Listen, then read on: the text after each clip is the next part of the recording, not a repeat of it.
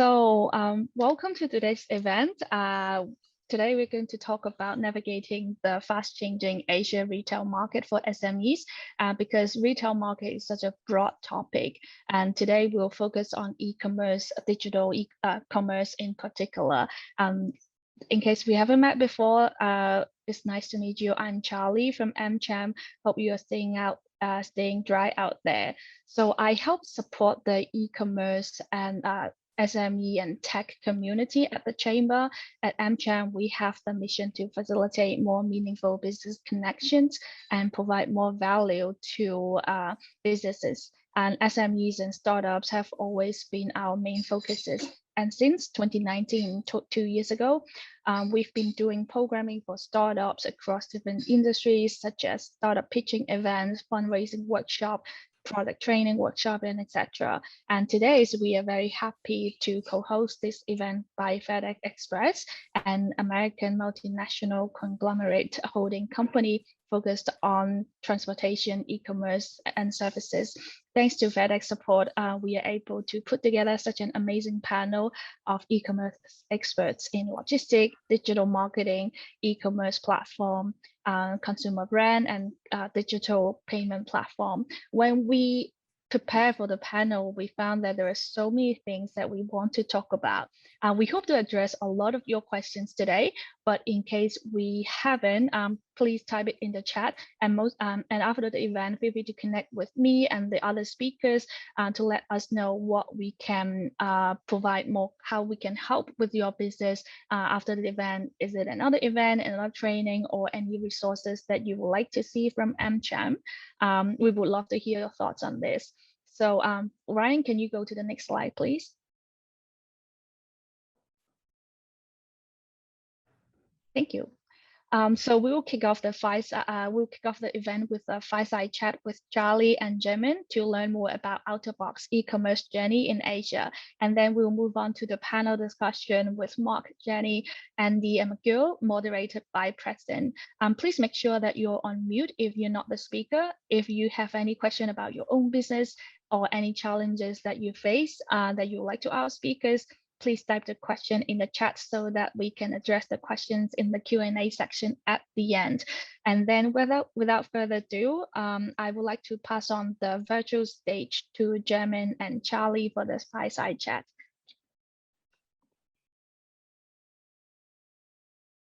Thank you, Charlie. And hello, Charlie. Thanks, Charlie, and hello. Hope you're well, all well in this great afternoon. I'm very excited to be speaking with you to learn more about Otterbox and your journey. So I'm Jenmin. I'm from Strap Collaborative. We are an e-commerce content creator. And without further ado, my background is in advertising, and I love a good brand story. I think it would be great to start off by Charlie telling us more about Otterbox, how it all started, how to differentiate, and how do you become so successful in the US and bestseller in APAC. So take it away. Yeah, well, thanks. I appreciate that. Yeah, when you look at Otterbox, it really is that quintessential rags to riches startup story, right? Our founder, Kurt Richardson, was working in his little machine shop in his garage at his home and trying to get his business up off the ground. And a book caught his attention. I think he was walking through an airport or something, called Blue Ocean Strategies. And I think many of us have probably read that book and know the premise to it. But as he read that book, it really changed his perspective on what it meant to be an entrepreneur and how he wanted to look at growing his business. And so, you know, Kurt set out on a journey trying to find what's that blue ocean where he could fit.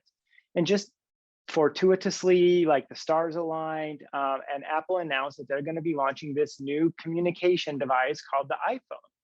And Kurt, being an early adopter of technology, was one of the first people in line to go buy the new iPhone. And Kurt is a very avid outdoorsman, loves to be in the mountains, fishing, those things. And so he buys this brand new device, and the first thing he thinks is, boy, I need to protect this thing as I'm, you know, out and about, and couldn't find anything that would work. I thought, well, wait a second. I can do something like that. So he set to work, he took his engineering background and his manufacturing prowess and built the first ever drop-proof, waterproof case for a phone, a smartphone, right? And at the time, we didn't even know what smartphones were. It was this new emerging category. So it really began with that, with one person's idea and had a need that he wished he could find and couldn't, and went out and built his own idea there. And it just kind of took off from there. And you know, in a lot of ways, it kind of grew up. Otterbox, as a protective phone case company, grew up with the smartphone industry. So it's pretty exciting. That's amazing. That's a fascinating story. And I love the fact that the brand started with a real consumer insight to drive innovation. So now, with such an amazing success story from the US and phenomenal market share in the background, what are some of the valuable lessons that you have learned launching e-commerce in APAC? I think our audience are dying to learn, you know, what's the do and don't. So, you know, distribution, content, localization, marketing. Tell us your secret. Yeah, those are some great questions. And you know, I would be amiss if I didn't say that part of our success is that first to market advantage, right? Being the creator of the protective smartphone case category obviously gave us a unique advantage and a head start. I think some of the things that really separate us are our innovation and our attention to quality and detail. And I mean, that really sets us apart in fulfilling our brand promise. If you're going to buy a drop protective product, you want that thing to be drop protective, right? And you know, it's great when I get to travel in the US, back when, you know, travel was possible. And in your normal conversations, usually comes up, well, so what do you do? And I mention, oh, well, I work for Otterbox. And people go, Otterbox? Oh, goodness. And then they launch into their story about how Otterbox basically saved their device from utter destruction. And I mean, that happens like 9 times out of 10. And you know, some of the strongest things that we have propelling our brand is our own customer advocacy. But it takes a lot more than a strong product and a strong customer advocacy. You've got to have strong partnerships. And so we work very closely with the smartphone OEMs, making sure that we've got our product will fit theirs perfectly, that there's no degradation to the performance, that, you know, we don't block the Wi-Fi or hurt the cell phone signal. But you know, it's also important is one of the things that really sets Otter apart from many of our competitors is our best in industry supply chain, and that really comes through partnerships too. You know, we're fortunate enough to have FedEx on the call, and FedEx is one of our strategic partnerships. And without FedEx, we really couldn't do what we do. And you know, for us to move the literally millions and millions of phone cases in such condensed time to meet and be on time and in proper quantity for our partners is something that really separates. You know, but you talked about, you know, what are we doing from an e-commerce platform, especially here in Asia Pacific, and you talked about do's and don'ts, and I'm chuckling to myself a little bit because you could probably take all of APAC or Otterbox APAC's failures, and you could write a whole book on what not to do to launch e-commerce in APAC. But in some ways, that's a very unique advantage that we have as part of our company, is that ability to learn and to make these mistakes and grow and evolve. You know, I mentioned Kurt started Otterbox in his garage, but what I didn't mention is that he was in his garage because his last business completely failed and he was basically broke and had to move back home. And if you ever get to meet Kurt or hear him talk, he'll be one of the first people to tell you, I never went bankrupt, but I did go back to my garage penniless to start over 3 times. And so, you know, there's this mantra within Otterbox is don't be afraid to go back to the garage, which basically means like, don't be afraid to try. Don't be afraid to fail. Don't be afraid to learn from that failure and basically fail forward. And failing forward will eventually equal success. And so with that being said, some of the things that we learned as we've gone through this journey is out of everywhere in the world, Asia Pacific is probably the most diverse and the most fragmented of any other market in the world. And you can't be a MNC and have one brand message or one brand strategy that's going to work across the whole of the Asia Pacific region, right? You need to be very tactical and very specific in each of the markets in which you operate. And that even goes to the tactics on how you approach the market. Some of our markets, for example, like Australia or New Zealand, and in some cases, Japan, we really need to invest in our own .com, our own websites, right? I mean, that's where our customers go to purchase our product and to learn more about us. But you look at other places like mainland China, areas in Southeast Asia, it is pervasively dominated by marketplaces. And you need to invest your time and your resources. And if you don't have the resources, finding those partnerships, those e-distributor partnerships that really know how to work the JD or the Tmall or the Lazada, Rakuten, whatever the case may be, to build your presence on those marketplaces. A hard third piece is if you are in that retail industry and you're working with retail partners, a lot of them have their own websites too.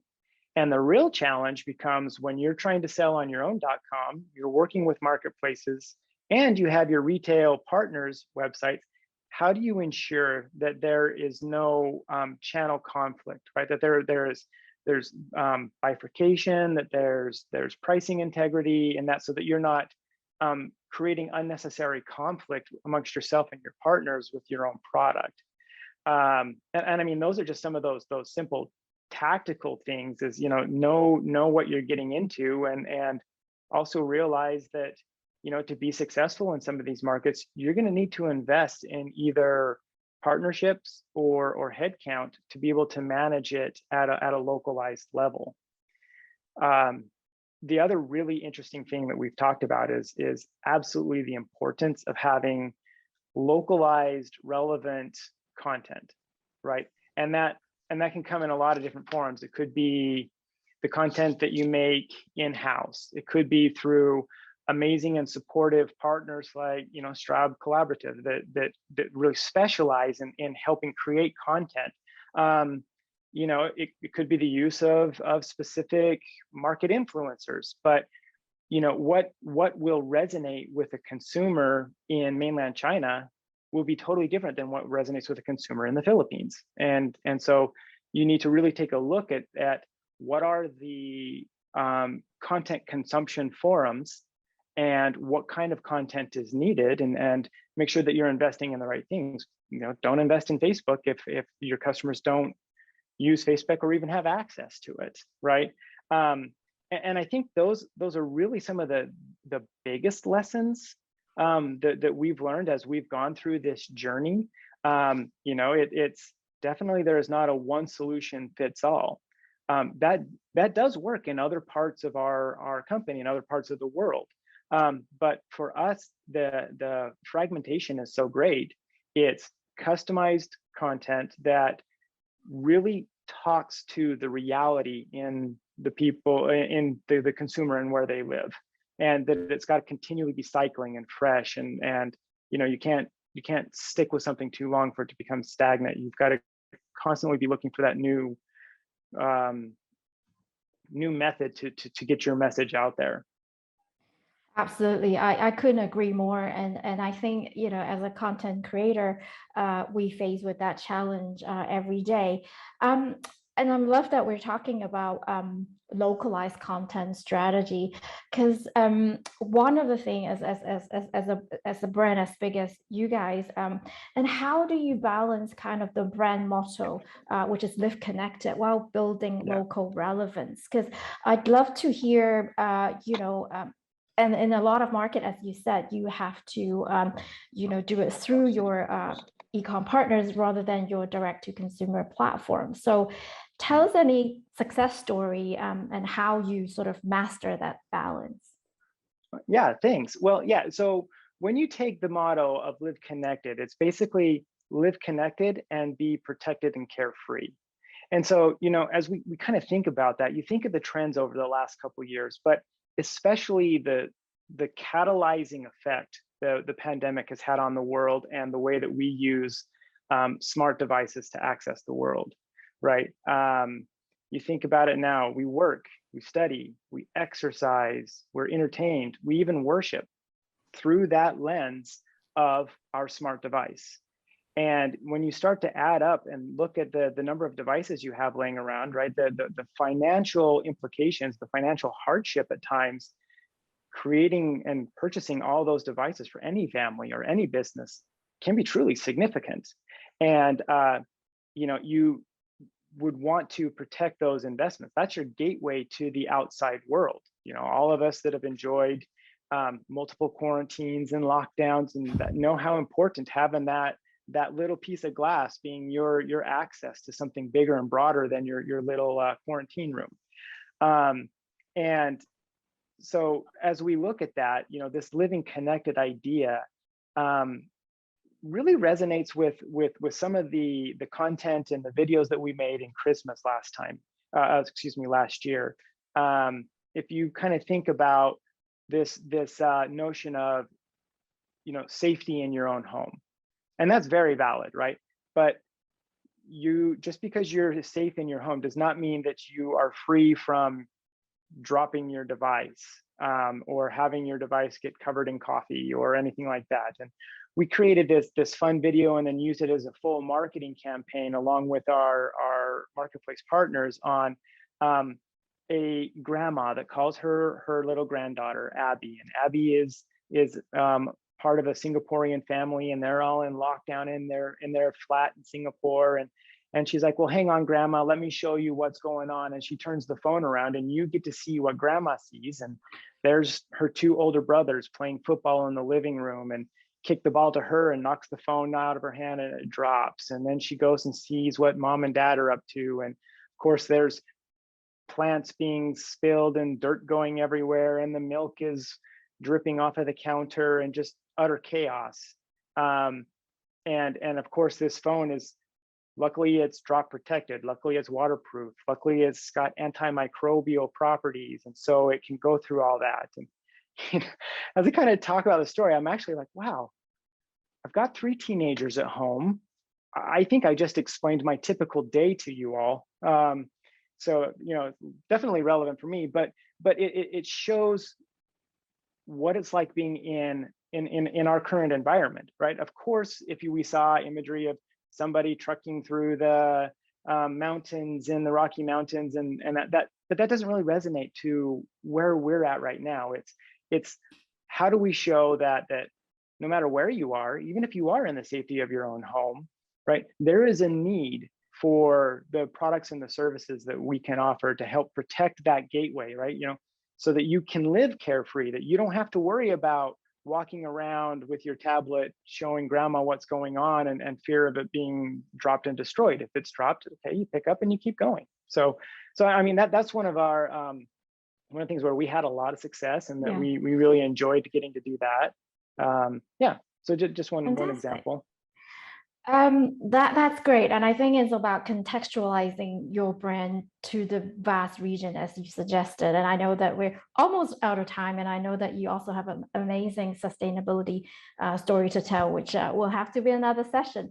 So moving on, and I think just for the audience know that we will have an opportunity to ask Charlie more questions towards the end. But to wrap up, I was just curious that there are lots of audience today. I know that they want to know how to master the challenges on cross-border e-commerce. And to wrap it up, how was your experience with Otterbox? And I think you mentioned, FedEx was your huge partner to make that successful. Was there any logistic challenge for you, or what advice would you leave the audience before we go to the panel? Yeah, it's really hard to remember what life was like pre-pandemic, because the things that I worried about then and the things that I worry about now are epically different, right? I think, the concerns, the fears of getting product across the border, the price of shipping product is omnipresent in all of our businesses. And it's really taking us down a path of things we haven't explored before. We're having to evaluate what is the consumer's tolerance level for minimum order quantities to receive free shipping, or what is their tolerance levels to pick and pay for expedited shipping. Those are real challenges. We need to look at how do we maybe diversify a little bit and start staging inventory in some of our countries so that they're closer to the customers, and kind of cut down on that travel time and cut down on those logistic costs. But mentioning FedEx again, they're one of our strategic partners, and they're very, very helpful and very out-of-box thinkers, and look for solutions, because they have a business to run too. I'm sure they would love to give us, ship our product for free. I'm sure they would love to do that, but I don't think they can do that and stay in business. But yet they're very open to like, well, can we try this? And let's look at that. There will always be some kind of a challenge, and especially in our market where there is so much diversity, every customer will expect different things. The partnerships really become key. And in our very globalized supply chain, our globalized business, it's about who you can work with that understands what your needs are and you understand theirs, and you can find those synergies and have that kind of a symbiotic relationship. And for anybody that's looking to start to build their e-com businesses or continue to expand in Asia Pacific, I would say seek out those partnerships. Don't try to go it alone. But the last thing I would say too as an advice is don't wait, right? Start failing now, start learning now. Some of the other parts of the world are having this return to retail, where they're seeing people start to go back out to the source. I do not foresee that happening in our markets. If anything, we're going to see e-commerce continue to expedite and become the prevalent, dominant method for consumers to purchase products. So, get out there and make your mistakes and take your lumps and learn from them and be successful. Fantastic. And I agree. And I can't wait to, chat more, but I'm going to head it over to Charlie. I'm excited that we've talked from brand, omni-channel to logistics. So over to the panel. Thank you.